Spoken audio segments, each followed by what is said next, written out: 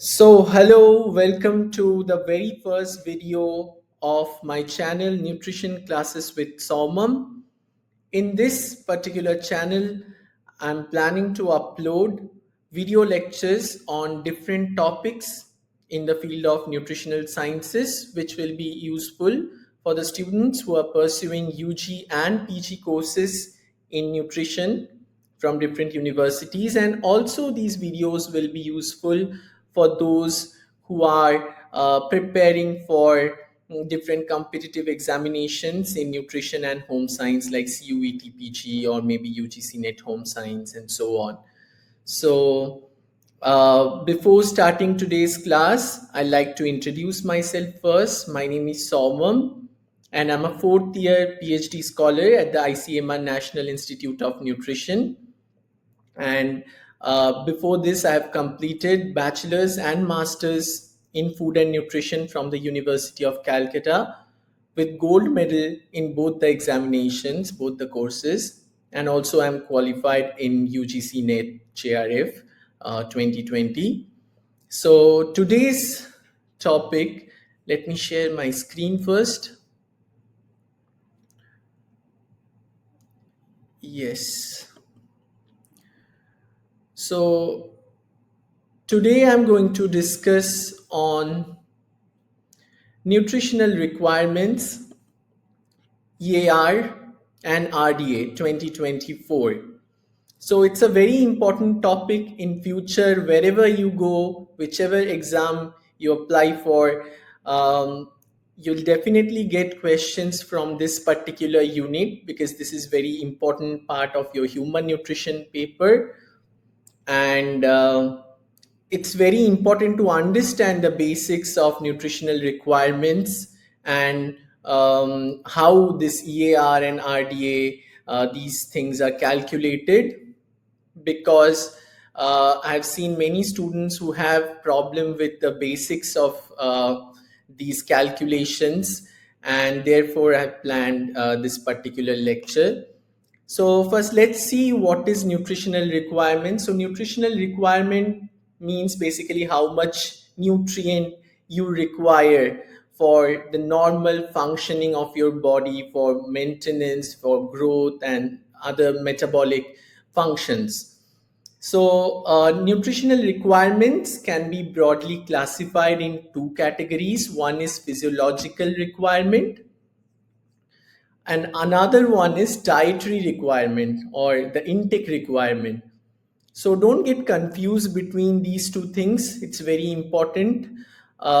Physiological requirements means how much your body needs a particular nutrient for proper functioning.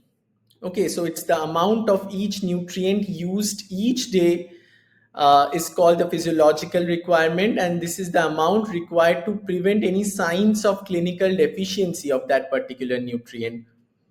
On the other hand, dietary requirement means how much you should consume through diet so that you meet your physiological requirement. Because how much, like whatever you consume, the entire part will not be absorbed, right? So we should consume at a certain level so that after absorption we meet our physiological requirements. So that means dietary requirement is a physiological requirement adjusted for bioavailability of that particular nutrient. So for example, physiological requirement of a particular nutrient, if it is 6 milligram and the absorption or bioavailability is just 10%, then what will be the dietary requirement? And the dietary requirement becomes 60 mg. So if you consume 60 mg of that particular nutrient, you will absorb 10% of it, which will meet your physiological requirement of 6 milligram. So this is the basic idea that you should be comfortable with. So now let's see what happens in normal condition, under deficiency or excess. So under normal conditions, absorption of a nutrient will be equal to the excretion of that nutrient.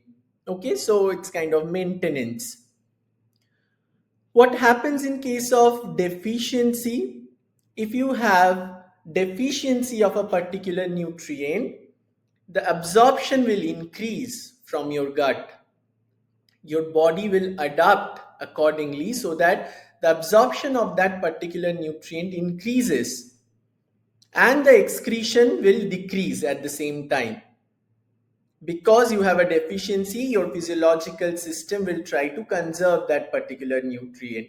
So remember this, under deficiency, if you have deficiency of a particular nutrient, the absorption goes up and the excretion decreases. On the other hand, if you have toxicity or excess of a particular nutrient, the absorption decreases and the excretion increases, so that your body, your system gets rid of that nutrient. So now let's see what are the factors that affect nutrient requirements. There are different factors. For example, age. As you know, with age, there is change in metabolism, there is change in physical body composition, physiological status, and so on. So that will affect the requirements of different nutrients. Gender, there will be male female variation in nutritional requirements. Physical activity, if you have sedentary physical activity or moderate physical activity or heavy physical activity, based on that you will require more or less nutrients. Body weights, definitely. Physiological status, suppose in case of pregnancy, in case of lactation, or in case of menstruating adolescent girls, all these physiological status will have an impact on the nutritional requirements of the host. And also there are dietary factors like bioavailability of that nutrient from the diet and interrelationship between different nutrients. So let's take a deeper dive into the interrelationship of different nutrients. So there are different types of interrelationships between different nutrients. For example, precursor interrelationship. As you know, tryptophan is converted to niacin. So this relationship between tryptophan and niacin is known as precursor interrelationship. Next, we have chemical combination or reaction. So iron helps in the vitamin C helps in the absorption of iron. So this is chemical combination interrelationship. Non-competitive metabolic interrelationship. So folic acid and iron, they don't compete with each other, but they do participate in metabolic pathways. For example, hemoglobin synthesis. Then there is competitive interrelationship between zinc and copper. So they compete with each other for absorption in the gut. So this is known as competitive interrelationship. And finally, we have exchange interrelationship, which means they have some mutual exchange between them. They work together. For example, vitamin E and selenium, they work together to prevent lipid peroxidation and oxidative stress. So this is known as exchange interrelationship. They have a kind of mutualism. So here comes some important terminologies related to nutritional requirements, which include average nutrient requirement or ANR, or which is popularly known as EAR, estimated average requirement. Next, we have recommended nutrient intake, RNI, or the popular name recommended dietary allowance, RDA. Then we have upper nutrient level or tolerable upper level. We have AI or adequate intake and SI, safe intake. These are basically same things. And we also have LRNI, low reference nutrient intake, or lower threshold intake. So let's see what are the definitions of these terminologies. These are very important things. So EAR refers to the average requirement, okay, for any given nutrient, for any given, physiological status, age group, gender. What is the average requirement of that particular nutrient in the population? So in the population, remember, there are lakhs and lakhs of people. So by theoretical definition, EAR means what is the average requirement of a particular nutrient in the population for a particular group of people, okay, gender group or physiological status, whatever.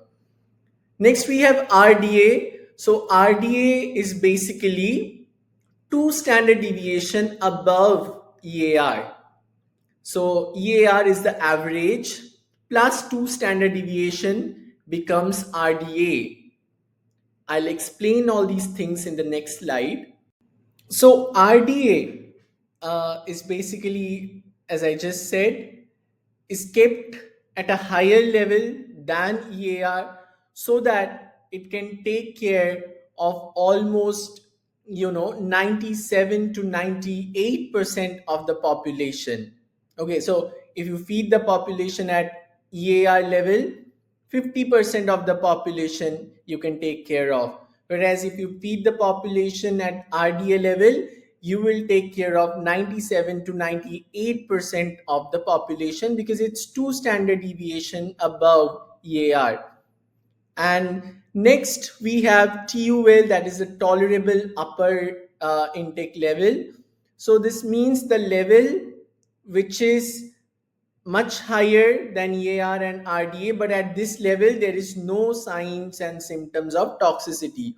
So it refers to the highest average daily nutrient intake level that is likely to pose no risk of adverse health effects to almost all individuals in the general population. As intake increases above the UL, the risk of adverse effects will increase. So if you consume a particular nutrient above TUL, the risk of toxicity increases, but up to TUL, there is no much risk of adverse effect. Next, we have adequate intake or safe intake, which is basically used for the nutrients for which we cannot determine EAR or RDA.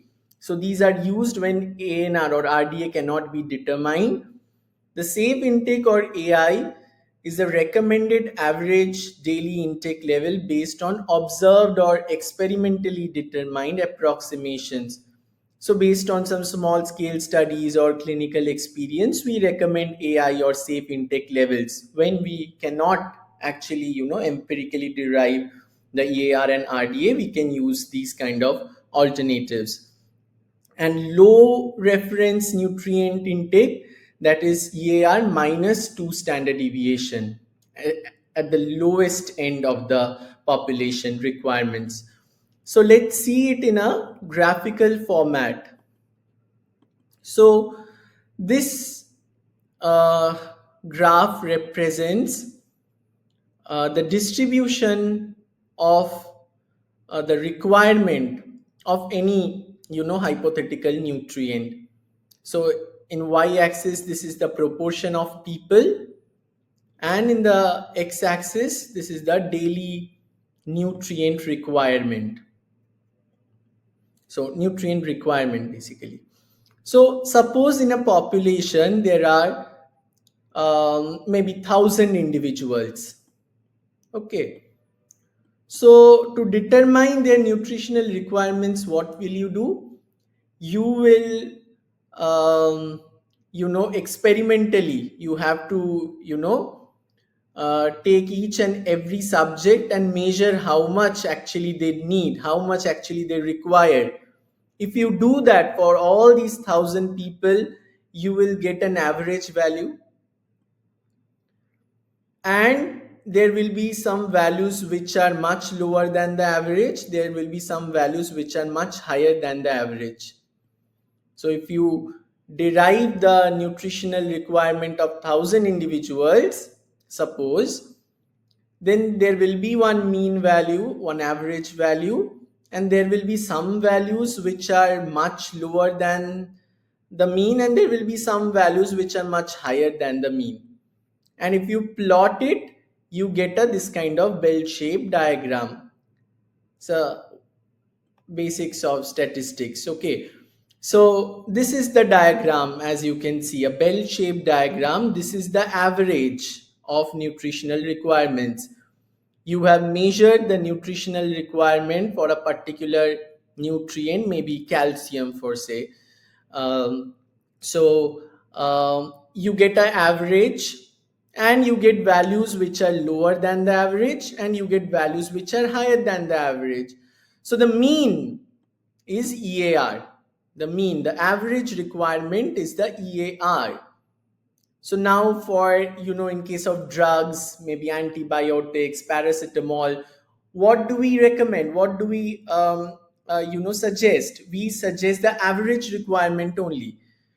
But in case of nutrient, to be at a safer side so that nobody gets deficiency, we recommend some higher values. That is the EAR. So EAR is plus 2 standard deviation. So this is maybe plus 1 standard deviation. And this side we have minus 1 ST. And this side we have minus 2 ST. This is the distribution, the dispersion. So we have a mean, and around the mean, all these data will be arranged. They'll be dispersed in a certain way. So suppose the mean requirement is 10. 1 SD will be maybe 11. 2 SD will be 12 mg, suppose, for a particular nutrient. Requirement of a particular nutrient. Average requirement, let's say it's 10 mg. So in the plus region, we'll have 11 mg, 12 mg. In the minus, we will have 9 mg, 8 mg. Like that, different kinds of people will be there, right, in the population.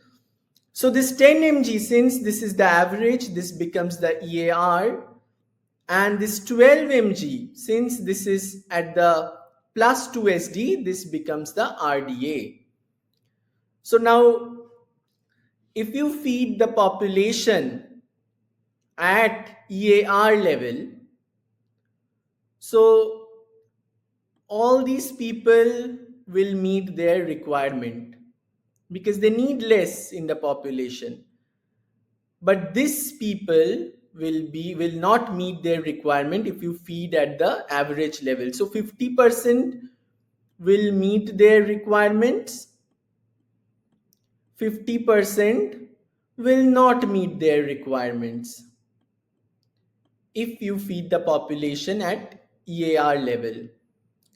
But if you feed the population at RDA level, see, all these people will meet their nutritional requirements. Okay. This is because of percentile. So the mean is 50th percentile. That means it will, if you feed at mean level, EAR level, it will take care of 50% of the population. If you feed the population at RDA level, which is plus 2 SD above the mean, it will take care of 97.5% of the population. So now, which one should we use, EAR or RDA? The common answer is RDA, because we will think that, okay, this is high enough, so this will meet the requirement of 97.5% individuals, so we should consume at RDA level. But actually it is not true. We need EAR. The normal requirements are EAR, the average requirements. Think about a hypothetical situation where this is your distribution of requirement. Now each and every person of this population, this group of individuals, are consuming exactly whatever they require. In that case, so this is the requirement plot, And if everyone is consuming what they require, exactly that intake curve will just exactly superimpose the requirement curve. It will be the same, right? So in that case, what comes again at the mean level? It is EAR level only. So we need EAR, we should feed the population at EAR. Okay? EAR is the normal requirement of any given nutrient. We should feed the population at EAR level, and also when we evaluate the nutritional intake of an individual or maybe a group of people or a population, we should use EAR only. We should use EAR. We should compare it. Suppose you have 100 people, you want to do a diet survey on them. You measure their nutrient intake of these 100 people, then compare that with EAR, not with RDA, because RDA is already too high. It's very normal that people will consume less than RDA in the population because they require also less than RDA. See, who require above RDA? Only this very less number of people. So only this 2.5% people in the population, they need RDA or more. So 97.5% in people in the population, they need less than RDA. This is the requirement plot, right? Requirement curve. So 97.5% people in the population require less than RDA. So it's very normal that they consume also less than RDA. So it doesn't mean anything. So when we say, okay, the consumption of this particular nutrient in this particular group of people, we say that, okay, 80% people are not meeting RDA of this particular nutrient. You do a diet survey, compare that with RDA, and you say that, okay, 80% people are consuming less than RDA. But what does it actually mean? Under normal condition, 97.5% people should consume less than RDA. And only 2.5% people should consume more than RDA because that is their requirement.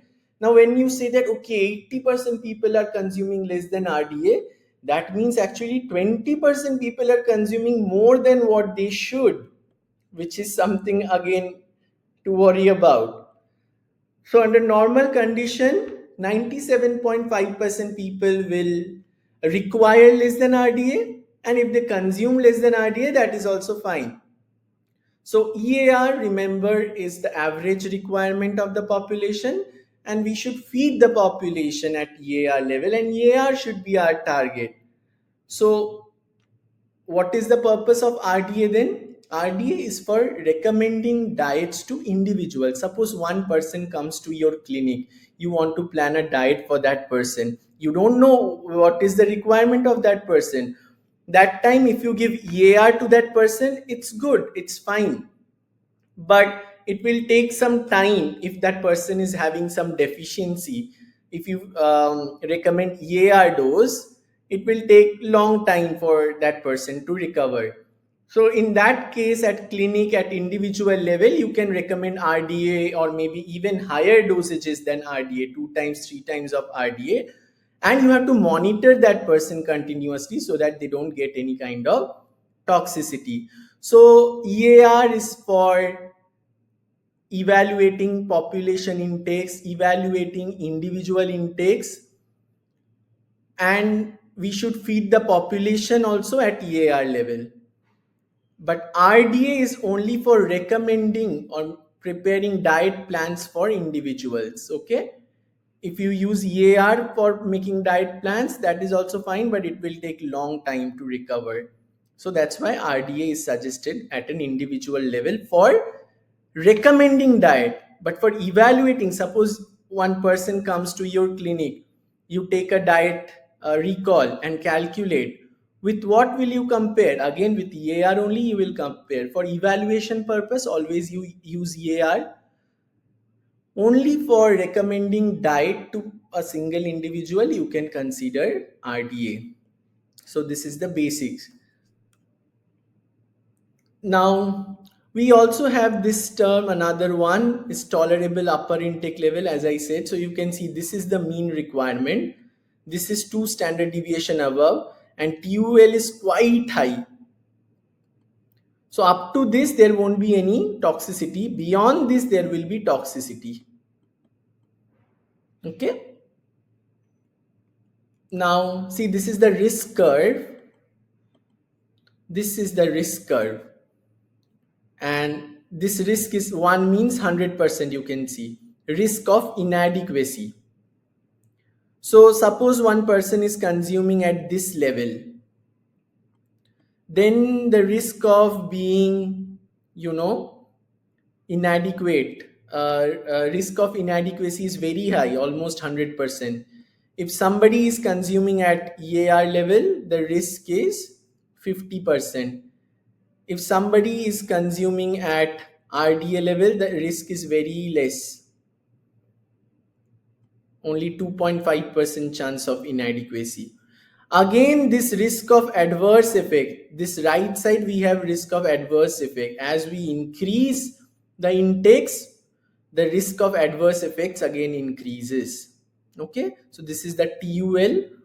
This is NOAEL, means no observed adverse effect level, and LOAEL means low observed adverse effect level.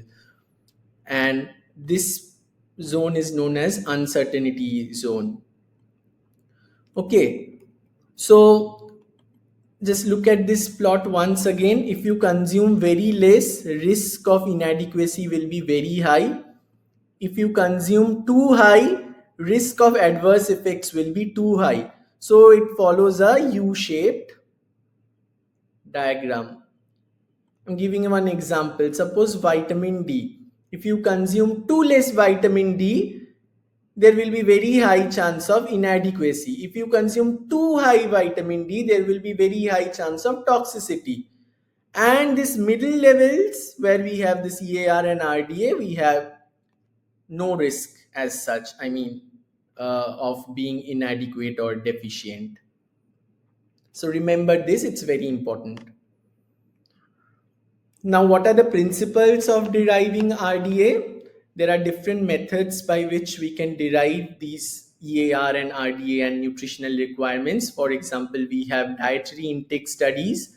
In this approach, we can, for determining energy requirements of children, we can use dietary intakes. Like, select a group of healthy children, healthy infants, see how much they are consuming. That will be healthy growing children. Whatever they are consuming, that will be the requirement for that group.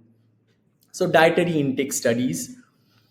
Then we have growth studies, the requirement of any particular nutrient or the breast milk intake for satisfactory growth has been utilized for infancy particularly. So dietary intake studies mostly for children we use, young children and schoolers. For healthy children's, how much they are consuming, and for infants we use their growth requirements, like growing children, how much they need, that will be the requirement for that group. Then we have nutrient balance studies, the minimum intake of a nutrient for equilibrium. So intake will be equal to output, that is called equilibrium or maintenance. How much ever you are consuming, that only you are excreting or eliminating. So in this case you have a maintenance situation. For adults we consider this, and for children or infants we have to add some extra allowance for growth, because for children and infants, adolescents, along with maintenance we should give them extra for their growth. For adults there is no growth, so only maintenance needs are considered. Next, obligatory loss of nutrients. So the minimal loss of any nutrient or of its metabolic products through normal routes of elimination is determined on a diet devoid of or very low in the nutrient. For example, a protein free diet. So in this kind of study, what do? Obligatory loss of nutrients. They feed very low amounts of a particular nutrient, and then they see how much the person is eliminating. So that means that is the obligatory loss. So that loss you have to replace. So this information is used to determine the amount of nutrient to be consumed daily to replace that obligatory loss. In infants and children, additional growth needs are added to the maintenance needs. Suppose take an example of protein. So for obligatory loss study, what you will do, you will feed very low protein diet. Then you will see how much of the nitrogenous waste products are being excreted through urine, through feces. That is the obligatory loss, means compulsory loss that will happen definitely whatever amount we consume. So that loss you have to consider and needs to be replaced, and based on that we can derive the requirements. And then there is factorial approach. In this, requirements for different activities are calculated and then they are clubbed together to derive the requirement. For example, in case of energy, first we calculate the BMR of that person. Then we calculate the physical activity needs for different. So we calculate the BMR needs. Then we calculate for different activities, like for playing, for sleeping, for working, for different things, how much extra energy that person needs, that we calculate. Then we calculate thermic effect of food. If we consume food, we generate heat, so that also needs to be calculated. So finally we club them together to derive the energy needs of an individual. In the energy chapter in future classes, I'll discuss this in detail. We have nutrient turnover studies. So for this kind of studies, we use stable isotopes. For example, we have isotopes for calcium, iron, vitamin A, vitamin C. So labeled isotope, not radioactive isotopes. Remember, radioactive isotopes we cannot use in humans. For animals we can use, and for humans we have to use stable isotopes.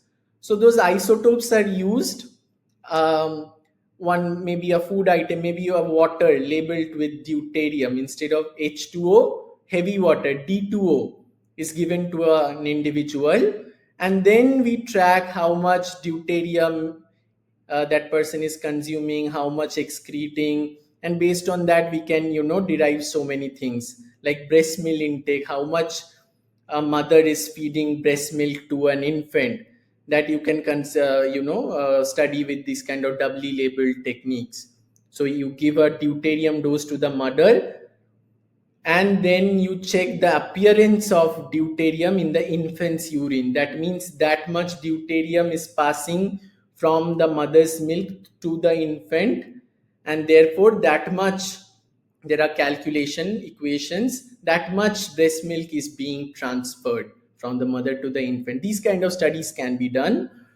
And there is depletion repletion study. In my research, I have done this depletion repletion study, where we mostly in case of animal models, we can do depletion repletion, where we have a group of maybe animals whom we feed a diet which is completely free of a particular nutrient, so that they become completely deficient. Then again we give supplementation of that particular nutrient to those animals. Suppose a group of animal being raised on a completely vitamin D free diet for 5 months, then after 5 months you start giving vitamin D to them to see reversal of any changes. So that is called depletion repletion study. Through that also we can derive requirements, EAR and then RDA and so on. So these are the methods. Remember, dietary intake studies we can do, growth studies, nutrient balance, obligatory loss of nutrients, factorial approach, nutrient turnover, depletion repletion study. It's a very commonly asked question in different examinations. Now let's see how we derive requirements for different macro and micronutrients and energy. So for energy, in the 2020 RDA that you have, which has been again updated in 2024, from which questions will be asked. The energy requirement is derived by factorial approach. So as I said, BMR is calculated, then activity needs are calculated, then thermic effect of food is calculated, and they are clubbed together to derive energy requirements. Also, the doubly labeled water technique, so deuterium labeled water technique has been used. Heart rate monitoring has been used. These are the techniques. And for BMR calculation, the equation which has been given by FAO, WHO, UNU in 2004, it was found that that is more suitable for the Western population. Indians have a lower BMR than the Western population because Indians have higher fat. Fat is metabolically inert. So Western people have higher muscle mass, so they have higher BMR because muscle is metabolically active. So for us, for Indians, from that FAO WHO equation, ICMR has reduced 9 to 10%, 10% for males, 9% for females, in order to derive BMR for Indians. And then activity needs are calculated. And for pregnancy, additional allowance has been given to support the growth of fetus. For lactation, there is additional allowance, like for pregnancy plus 350, lactation plus 600 for first 6 months, then plus 520 for next 6 months. And for children, the WHO child growth standard data has been used. Okay. So to meet that much growth, how much energy is required, that has been calculated. And remember, there is no RDA or no EAR for energy. Okay. In Viva exam, sometimes people will ask you, or maybe in different places, people will ask you, what is the RDA of energy? What is the EAR of energy? Remember, there is no EAR, no RDA of energy clearly mentioned in the documents, latest documents. EAR basically, it's the total energy requirement, TE, or estimated energy requirement, um, total energy expenditure also we can call it, TE, total energy expenditure, derived by this factorial approach. So BMR plus activity needs plus thermic effect of food, that gives you the total energy expenditure. That is what we are considering. And definitely there is no RDA. If you remember 2010 guidelines, there was an RDA for energy. So that means RDA is higher than the requirement, right? So for energy, that higher thing we are not suggesting anymore, because Indians, if you feed them extra calorie, that will get deposited as fat. That is how our metabolism is, which increases the risk of non-communicable diseases, and therefore there is no RDA for energy. And the EAR is basically for energy, that is the total energy expenditure. Now, for carbohydrate and dietary fiber, there is no EAR or RDA as such. A safe intake has been suggested of carbohydrate. For carbohydrate, it's 100 to 130 grams per day. For brain glucose utilization, brain needs glucose.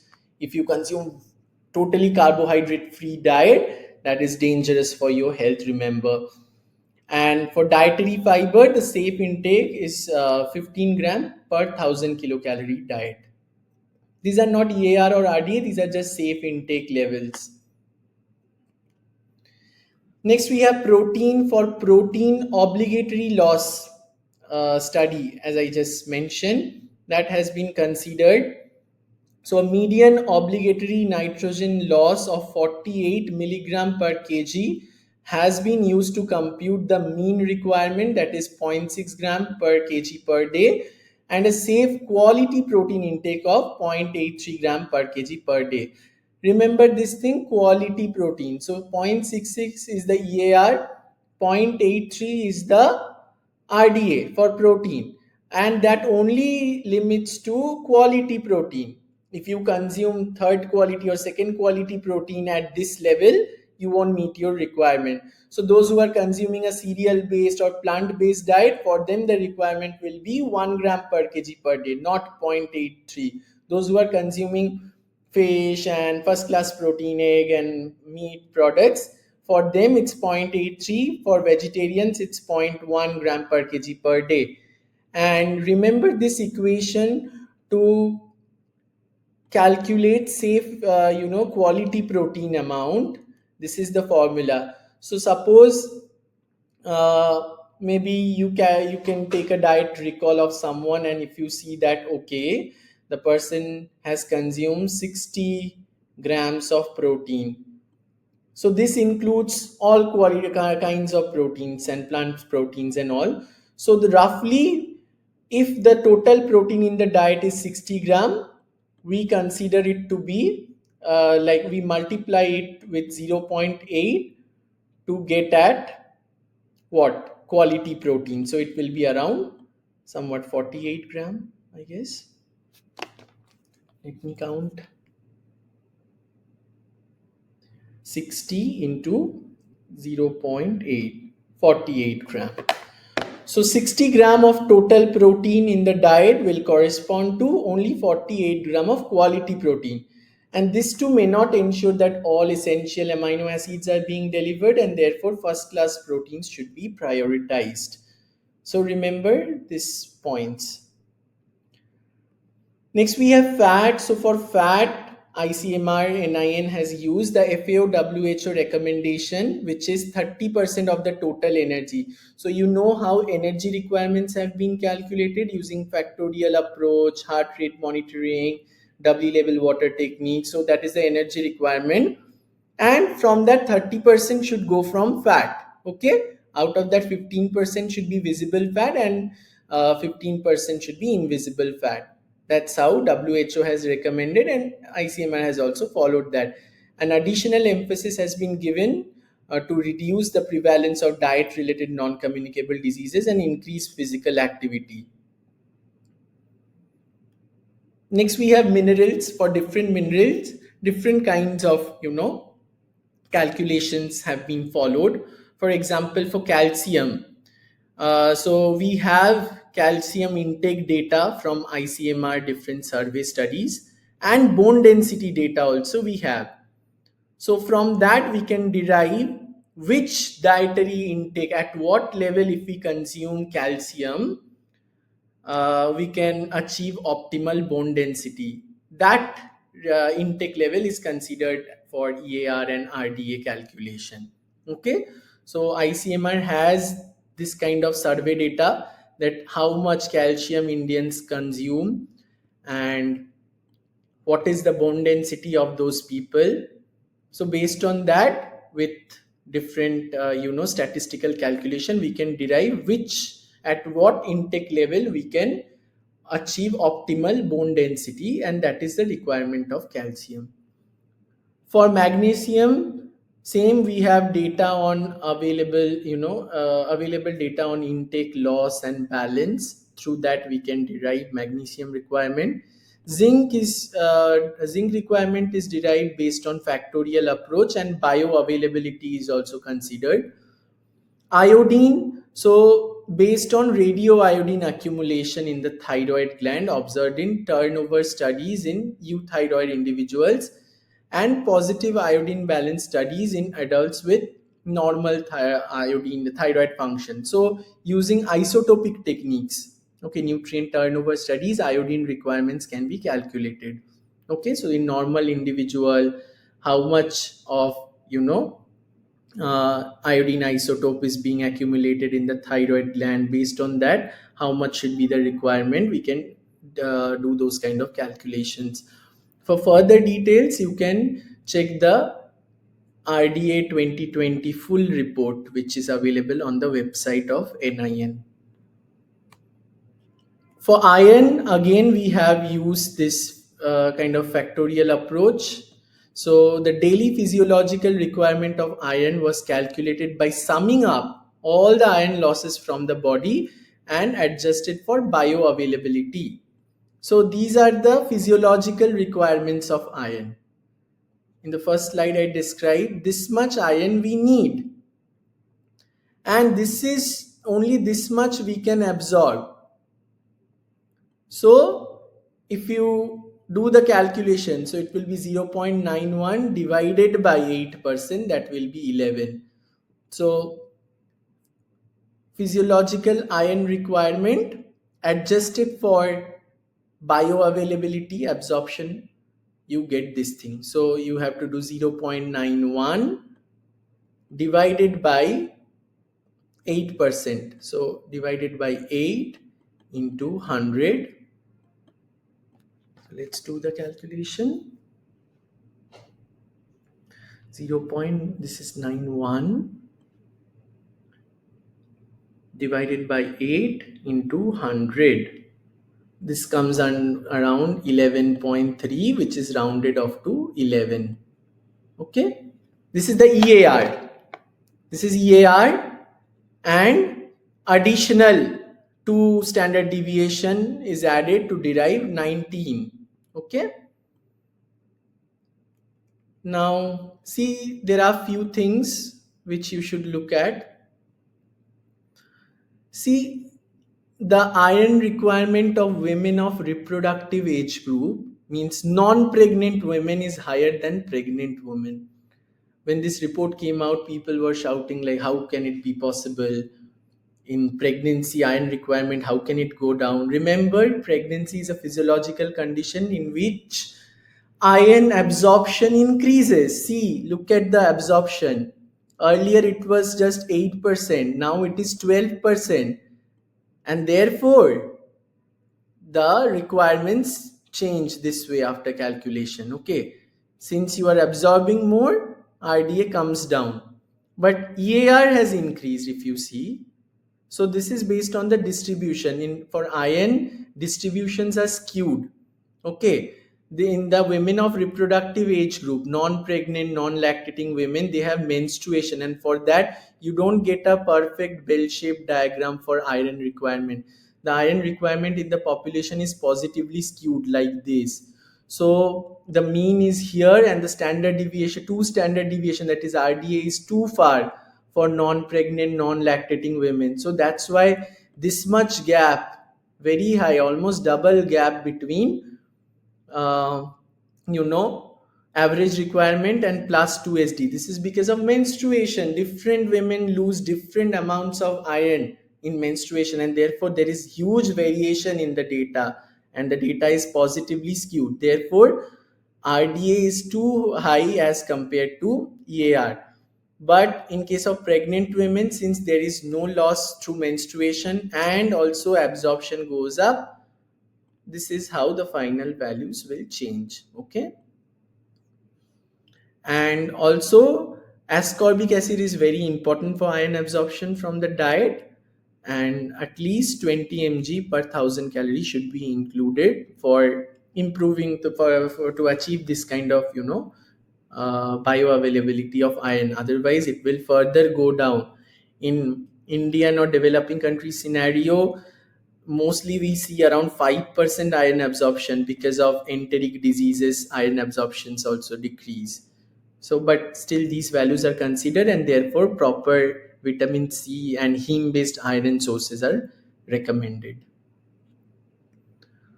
So let's see an example how this calculation works. So EAR of calcium is calculated. So you go to the population, measure the requirement of calcium in the people. It comes around 800 mg, and the CV is 12.5%. CV is variation. 2 CV means around 2 standard deviation, like that you can think. So it's 25%, 12.5 into 225. So you add 800 plus 25%, which is 1000 mg. This is how the calculation is done. Okay. So let's see for vitamins what we have. So for thiamine, riboflavin, pyridoxine, we measure enzyme activities. Their indicator enzyme for thiamine, it's erythrocyte transketolase. For riboflavin, we have erythrocyte glutathione reductase. For pyridoxine, we have erythrocyte aspartate aminotransferase. These enzymes, and we have their intake data.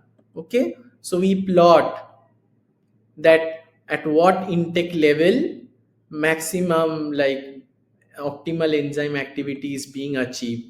That is the requirement. Okay, we have dietary intakes of the individuals, and we have enzyme activity of the individual.